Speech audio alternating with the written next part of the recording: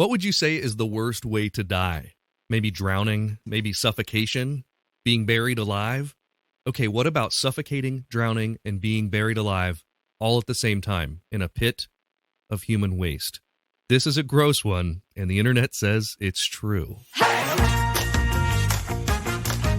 Well, welcome back to The Internet Says It's True, where every week we learn something that sounds like it's made up, but it's really true, part of the WCBE podcast experience out of Columbus, Ohio, and my name is Michael Kent. Thank you for joining me again this week. This is episode 139. We've done this for 139 weeks, and in that time we've done 112, this is 113 different amazing stories. We've had a few repeats in there over the years, and if you enjoy these stories, please consider supporting the podcast on Patreon. That address is patreon.com/Michael Kent. You can join at just $1 a month, $5 a month, $10 a month, where if you join at the $10 a month level, you actually get to see full-length magic shows that I do. I upload those videos there. That's patreon.com/Michael Kent. Also, if you enjoy this podcast, don't hesitate to go onto the Apple Podcast app and leave a 5-star review along with a sentence or two about why you like the show. Those ratings and the reviews, they really help grow the show. They get more listeners in, and that makes that a lot more fun for all of us. I hope you enjoyed last week's show about the Cleveland balloon disaster, but for this episode, we're going back 802 years before that story. So this happened in 12th century Germany. Germany was part of the Holy Roman Empire, along with the Netherlands, Belgium, Switzerland, Austria, Luxembourg, the Czech Republic, Northern Italy, Slovenia, Slovakia, Poland, and part of France. It was a huge land. And in the early 1100s, a member of the Hohenstaufen dynasty, Hohenstaufen, took the throne of Holy Roman Empire. Henry VI. Henry, or Heinrich, we'll refer to him as both in this episode, had just returned to Germany after studying in Italy with his father. He came back speaking several languages and was an accomplished poet. Here's a love poem he wrote from the voice of a female companion. Quote, "Now fare you well and ride, dearest of all men, the chosen one that I desire most again. I'll die with longing for you every day, not even God can pay me back, and all the world for what I'll lack," said she, "while you're away. It was your luck, good friend, that we lay face to face. I touch you in my mind and still feel your embrace. I want you to enjoy the thoughts I hold, since you're what's excellent in them. As setting of a noble gem adorns a work of gold." End quote. I'm adding this beautiful poem here because it beautifully offsets what we're about to talk about in a bit. So there's a little juxtaposition about to happen. So we're back in the 12th century Germany, and this is the Germanic Holy Roman Empire. And there were constantly land battles and struggles for power happening. Jurisdictional lines were always being contested and fought over, and the Holy Roman Empire was really split into a lot of different types of towns and states and cities and jurisdictions. There was even a greater struggle happening, the struggle between feudal nobles and religious leaders of the Roman Catholic Church. The church would claim land for itself, only for noblemen to say that it belonged to them. And this happened all over the empire, and it happened for the entire 1,000-year lifespan of the empire. The dispute that we're talking about here happened very soon after Heinrich took the throne. There was a land dispute between two men in the area, Conrad of Wittelsbach, otherwise known as Archbishop Conrad of Mainz, and Ludwig III, who was Landgrave of Thuringia. I've also seen him referred to as Louis III. The name Conrad is a title of nobility, basically meaning brave counsel, and Landgrave is another title of nobility. It's kind of similar to a duke. So the Conrad of Wittelsbach and the Landgrave of Thuringia, they had this problem, and history didn't record exactly what the conflict was, but it's a safe bet to say that it was over land and power. A Landgrave historically referred to imperial immediacy, which was a system where the person's land, they didn't answer to any local nobles or lords or anything. They were only to fall under the power of the Holy Roman Empire itself. I guess this guy was like a 12th century sovereign citizen or something. Well, this issue had been going on for quite some time, and good old King Heinrich, decided he needed to do something about it once and for all. These two men had been feuding ever since the military action that had taken place in Poland against Henry the Lion like 20 years before, so it was time to finally stop this and settle it. He traveled through the country, meeting with the men and cordially inviting them to a formal sit-down. It was happening at the Petersburg Citadel in Erfurt. Men started assembling in Erfurt the day before, on July 25th, 1184. It was a giant fortress-like church building in the middle of Erfurt, Germany, which is a city situated about halfway between Frankfurt and Berlin in the central part of modern-day Germany. Numbers vary, and it depends on where you get the information, but it could have been more than 100 nobles that gathered in the citadel that next morning, on July 26th. That is where it all went bad, and we'll get to that after a quick break. If you love listening to this podcast every week and you want to show your support, that would mean a great deal to me. You can do that by becoming a Patreon member. We've got members at all levels, whether you want to pledge $1 a month or $10 a month. Just think about the value that you receive from this show. And if you like the histories and the stories that you learn about or the jokes that you hear, and if you think that they're worth it, consider signing up. For that, you get every episode ad-free and a week early, access to bonuses like the unedited videos of the guest appearances, and 20% off all merchandise. You can sign up today at patreon.com/Michael Kent. That's patreon.com/Michael Kent. There was a time that humans used 100% organic products as healing balms and moisturizers for their skin.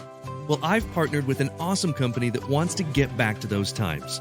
Fatco sells organic and responsibly made tallow-based skincare products.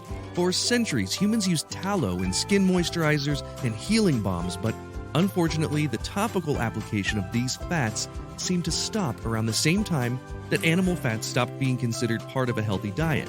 A lot of modern skincare products do more harm than good by stripping your skin of its natural oils. Let's change that. You can try them out now at fatco.com and get 15% off your order by using my promo code INTERNET. Go to theinternetsaysitstrue.com/deals for the link. On the Music Journeys podcast, artists reflect on their careers and the importance of music in their lives. Donna Magabro has been singing for decades in Columbus and still finds inspiration in crafting new songs. It keeps me centered. It's a spiritual path. I do not believe I'm the best, but I feel I have something to offer too. I keep putting it out there. Keeps me young, Mike. Hear more from Magabro and other local and national artists on Music Journeys in the podcast experience at wcbe.org. The Internet Says It's True is happy to be sponsored by The Power of the Streak. This is an easy-to-read book by author Kara Wood with the best idea yet for consistent exercise and staying motivated over time. That part I read. This part, I'm telling you from the heart, I struggle with working out regularly. I'll go back, I'll start exercising, and then I'll stop after a couple of weeks, or I'll go a week and a half, and then I'll stop. And I learned that I'm not the only one who this happens to. So Kara has a similar story. Kara was, basically without motivation for years, and she was able to find that formula that got her to flip the switch, and she hasn't looked back. She actually has been able to stick with it through the methods that she teaches in her book. So she tells her story of starting and keeping a running streak for 12 busy years while having a demanding career, 2 kids. I mean, she has the secret to exercise no matter what. Her story is funny, it's relatable and inspiring, and she explains to you how you can do the same thing with any exercise. And it doesn't have to be running, which is hard on your knees and hurts your feet. And this isn't just the internet saying it's true. Even a cynic will leave feeling motivated, inspired, and excited to commit once and for all to long-lasting exercise and fitness. The book is called The Power of the Streak by Kara Wood, and it's available in all formats where books are sold. You can get it on Amazon, Barnes & Noble. You can also get the audiobook on iTunes and Audible. So make sure, you learn all about this. Go pick up the book. You can also follow The Power of the Streak on Instagram. It's just at The Power of the Streak, and Twitter, Power of Streak. I think that you will enjoy it. It was the morning of July 26th, 1184. More than 100 nobles from around the German Holy Roman Empire were meeting in Erfurt to settle long-standing land disputes, mostly between Conrad of Mainz and Louis III of Thuringia. They were meeting on the second floor of the structure, and that's when the floor started creaking. The wood supports beneath their feet gave out from the weight of the large gathering of men. They plummeted to the floor below, where they broke through it as well. Falling 2 floors would be bad enough, but what was really bad was what was under that first floor. It was a large latrine pit in the cellar. All of the human waste from anyone in the citadel was routed down into a cesspit below the first floor. So first of all, imagine the everyday smell of just that. Just a giant latrine pit below the main floor of the building. Maybe that's why they were meeting on the second floor. Many of the men fell all the way into the pit. Some were able to hang on and stay on the first floor without falling in, but most weren't that lucky. The men that did fall in, some of them were hit in the head with falling debris and large wooden rafters. Others fell straight into the pit. They couldn't swim. These were noble people, not athletes. They may have been great at poems and history, not so much at swimming, so lots of them drowned in the latrine. Others suffocated to death from the fumes. Others were crushed to death. Now our king, King Henry VI, was sitting on a part of the room with a stone floor, so he survived.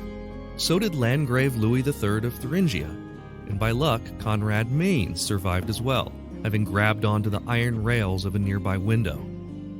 It's said that as many as 60 nobles perished. 60, all at once. Some scholars put the count at closer to 100. Count Gosmar III of Ziegenhain, Count Friedrich I of Abenberg, Burgrave Friedrich I of Kirchberg, Count Heinrich I of Schwarzburg, Count Burgrave Burchard of Wartburg, Burgmeister Brewer of Wartschut, and Berenger of Maldingen, all dead in a pit of human waste. Any count from any burg that meant anything from around the area was instantly gone, as many as 60 all at once. And they were only there to help settle a land dispute between 2 people with whom they weren't even involved. In any case, the Erfurt Latrine disaster was one of the most notable deaths of a mass number of nobles all at once in the history of the Holy Roman Empire. And it would have been even more consequential had King Heinrich died as well. History didn't record what exactly happened with the land dispute, but to this day, you can go to Erfurt, Germany, and actually visit the building where this amazingly disgusting event happened. It's the oldest surviving building of the Petersburg Citadel, called the Peterskirche, or St. Peter's Church.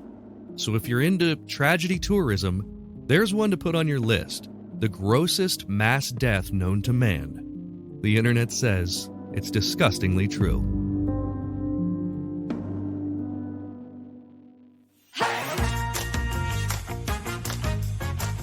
It's time for the part of the podcast where I call a friend, and today we're doing it weird. This was a weird story, so I figured we'd go with something else weird. I had this idea that it would be fun to play the game with complete strangers. So there's this website that you may have heard of called Chat Roulette. It allows you to video chat with randomly selected strangers. Now, I don't know what it's like now, because it used to be that this was a really perilous website to go on. It was just a bunch of creepy dudes being creepy. And I think that they've put some things in place to keep flows on the website now. And so we're just going to see what we get. These are all complete strangers. I have never met or talked with any of these people, and they could be from anywhere in the world. Let's see what happens. Hello, you're on The Internet Says It's True. Would you like to be on a podcast today? Okay. Should be interesting. Fantastic. So first of all, tell us your first name. My name is Ahmed. Ahmed, where are you joining us from today? Jordan. Jordan, and what do you do for a living in Jordan? I'm a computer engineer. A computer engineer from Jordan. This is a podcast about weird history topics. This particular question, we're just going to give you one question here, and we're going to play for a joke. So if you get the question wrong, it'll be multiple choice. If you get it wrong, you got to tell me a joke. If you get it right, I will tell you a joke. Does that sound good? Okay. All right. I don't guarantee that my jokes will be funny, but... They don't have to be funny. Mine aren't funny either. This is a question about 12th century Germanic Roman Empire. There's no way anyone would know this unless you absolutely knew the story, but I'm just curious. Here's your question. Ahmed, back in the 12th century, as many as 60 nobles in the Holy Roman Empire all died the worst death known to man. Which one of these describes how they died? A, they were all attacked and eaten by fire ants. B, they all drowned or suffocated in a vat of human waste, or C, they all starved when the town cook died? I'm gonna go with B. With B, they all drowned or suffocated in a vat of human waste? Yeah. That is the correct answer, Ahmed. You got it right. They all drowned or suffocated in a vat of human waste when the second floor of the St. Petersburg Citadel in Erfurt, Germany, collapsed. They fell through the floor, and then as many as 60 noble people died. Is this a story that you've heard of? Yeah, I am familiar with that one, actually. Fantastic. Well, thank you so much for taking part. Is there anything you want to plug or tell us about today where people can find what you do online? Not really. Okay. I mean, most of my job is within companies, so I can't really share any Understood. information considering the NDAs. Absolutely. Well, because of our agreement here, I do owe you a joke, so here's the joke. Yeah, please go ahead. What did the king say when he heard that the peasants were revolting? He said what did he think? he said he agrees because they never bathe and they always stink. See, because revolting has two meanings, and it's just a horrible joke. I told you mine were bad too, man. Anyway, thank you. It was a nice dad joke. It was a good dad joke. You're absolutely right. Ahmed from Jordan, thank you so much for joining us on The Internet Says It's True. Thank you. And we appreciate you. Take care, man. Welcome to The Internet Says It's True. Would you like to be on a podcast today? Yes, sir. All right. Where are you joining us from? I am joining you from my podcast right here in Los Angeles, California. Fantastic. What's your podcast called? I am Dr. Dandruff Podcast. Dr. Dandruff. And what's your name? Are you Dr. Dandruff? I'm Dr. Dandruff. You have no hair, Dr. Dandruff. How does that call me work? Dandruff because I'll get on your head. You know, I'm a roaster. I'm a comedian. Fantastic. Love it. Love it. Well, my podcast is about weird offbeat history, and we have stakes for every question. And we're just going to do one question with you today, Dr. Dandruff, for this next question. We're going to play for posting about this podcast on your social media. So if you get it wrong, if you get this question wrong, you've got to make a post about my podcast, which is called The Internet Says It's True. If you get it right, I will make a post about the Dr. Dandruff podcast on my social. If I get it wrong or right, I'll still post. I appreciate that. That's the poor podcast. I appreciate that. Here's your question. The Middle Ages were kind of a weird and gross time in history. Which one of these three things was known to be used as currency in the Middle Ages England? A, eels, B, dead birds, or C, bags of cow manure? Damn. Yeah, this is a tough one. They're all disgusting. I'll probably just go with probably the eels. The eels? The answer is A, eels. You got this right. During the Middle Ages, eels were found in abundance all over England, even in like rivers and streams and stuff. So they collected them. They put them on these units called sticks. There were 25 eels to a stick, which was probably the number of eels you could smoke on a stick at one time. 10 sticks of eels was called a bind. There are actually records that we have of people paying for stuff like rent with sticks of eels. It's the weirdest currency probably I've ever heard of. Okay, that's cool. Shit. All right, I came, I saw, I conquered. I'm Dandruff, man. Hey, you got to post it. I'll post yours. You said the internet is always right? The Internet Says It's True. Says it's true. The internet says it's true. That's right. And I'll post you said Dr. Dandruff podcast? Yeah, DRDAN Druff. Like all together. I will check it out. Thank you so much for joining me today. Thanks, brother. I'll catch you up. What is up? What up? Where are you joining us from? I am from Syria, man, and you? I am in the United States. Say one more time where you are. I am Syria in the Middle East. Syria. Oh, awesome. Would you mind answering a trivia question for a podcast for us? Sure, man. That's awesome. And what's your first name? Mustafa. So here's the question, and we're going to play for a sticker. So if you get it right, I'll mail you this sticker from the United States. It says The Internet Says It's True. This is the name of the podcast. The Internet Says It's True. Nice. Here's your question. We're going back to the Holy Roman Empire, the Germanic Holy Roman Empire. I know nothing about this. I had to Google all of this. Mm-hmm. How many people were part of the Germanic Holy Roman Empire at its peak? It's a multiple choice question. So at its largest, how many people? A, 26 million people, B, 2 million people, or C, 650,000 people? Okay, that's a very good question because I really can't tell the answer, but I will try to think logical. Okay. And say, I know that about 04 Christus, there was around 100 million people. Okay. And you are talking about one of the biggest empires of history. it was all Right. around the Middle East. It's a very good ground, so it means probably there will be a lot of people living there. But 24 million is not convenience because it sounds unrealistic, because that's one like 1/4. So I will go with the second answer, 2.6 million. The answer is A, 26 million people. It was a huge empire, but when you think about what all it included, the Germanic Holy Roman Empire was Germany, Belgium, Luxembourg, Holland, Northern Italy, Slovenia, Slovakia, Republic, Austria, part of France, and all of Poland. So it was a huge area. But so thank you so much for playing. We really appreciate you joining us from Syria. And this podcast will go out on Monday. It's called The Internet Says It's True. And thanks for taking part. Have a wonderful day. Hello, what's up? Hey, you good? I am fantastic. I'm in Ohio in the U.S., and I'm currently recording segments for a podcast that I do. And it's amazing. Yeah, and so I'm just finding random people to answer trivia questions one at a time. And they're trivia questions that no one would ever know, so it's mostly just a stab in the dark, just a guess. Would you like to join?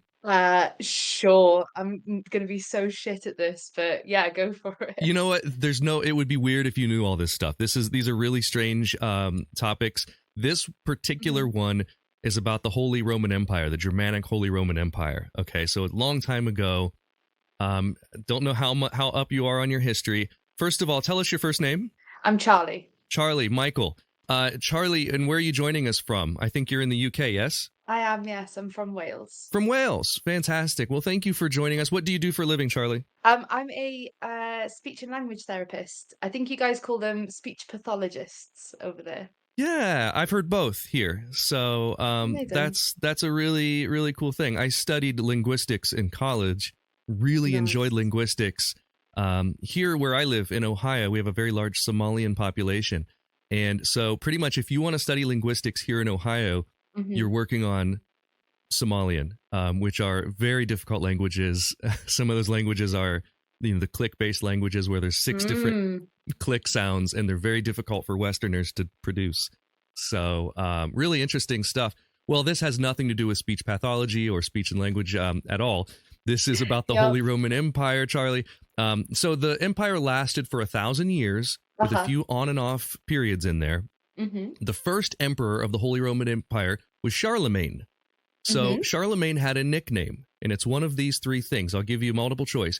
Okay. What name was Charlemagne also known as? Was it A, Carl, B, Charlie, or C, Christian? Okay. Charlemagne. I mean, I told you there's no way you would know. These are just way out there questions. Stab in the dark. I mean, Charlie seems too it seems too obvious to go for it. I would go with Carl. Also seems very random. I'm going to go for the third one. With Christian. Christian, yeah. The answer, Charlie, is Carl. What? That's insane. Charlemagne. They called him Carl. It seems like such a modern name for a person. But yeah, they referred to Charlemagne as Carl. So there you go. It would have been funny if it was Charlie. That would have been it wasn't. Very on point. What a weird coincidence. Yeah. By 843, Charlemagne's empire had split into 3 kingdoms, each of which was ruled by a member of his family. And then following Charlemagne, there was no Holy Roman Emperor until Otto was crowned in 962. After 1438, all but one of the holders of the prestigious title were Habsburg monarchs. In 1806, Napoleon abolished the title. So there you go. If anyone brings up the topic of Charlemagne and history with you, you have a fun tidbit to share. He was also known as Carl. Charlie, thank you so much for coming on the show. We appreciate you joining us today. Thanks, Charlie. You're very welcome. Have a great Sunday. You too. Bye. Cheers. Bye. Hello. Hi. I'm doing a segment for a podcast. Would you be interested in answering one multiple choice trivia question? Sure. Awesome. And what's your name? I'm Eamon. Eamon, and where are you joining us from? From Morocco. Morocco, fantastic. And it looks like you're working with a pencil and paper. Are you studying currently? Yes, I'm studying politics. Politics. Oh, that's fantastic. And when you study politics in Morocco, are you studying Moroccan politics or world politics? No, world politics. World politics. Interesting. And is this finals for you? Yes, I have certain contests to pass. Okay, well, good luck to you. This has nothing to do with any of that, probably. This is a weird old history question. Okay. And tell me your name one more time. Is it Eamon? Yes, Eamon. Eamon. Okay, so for this question, this is going to be, like I said, it's a weird one that probably no one's ever heard of. And we're playing for a compliment. So if you get it right, I will compliment you. If you get it wrong, you've got to compliment me. That's how it works. Is that fair? Yeah, sure thing. Fantastic. One weird battle you may have seen in medieval Germany would have been one person standing in a hole with one hand behind his back and the other person hitting them with a bag of rocks. If you saw this, which one of these things could you assume was happening? A, they were training for battle. B, they were a married couple settling a dispute. Or C, the man in the hole was being inducted into his royal title. All right. Could you repeat the scene? Absolutely. There's a guy in a hole with one hand behind his back, and there's another person hitting that guy with a bag of rocks. And your options are they were training for battle, they're a married couple settling a dispute, or there's a guy being inducted into his royal title. I think they were training for battle. Okay. The answer, believe it or not, Eamon, they were a married couple settling a dispute. This is according to livescience.com.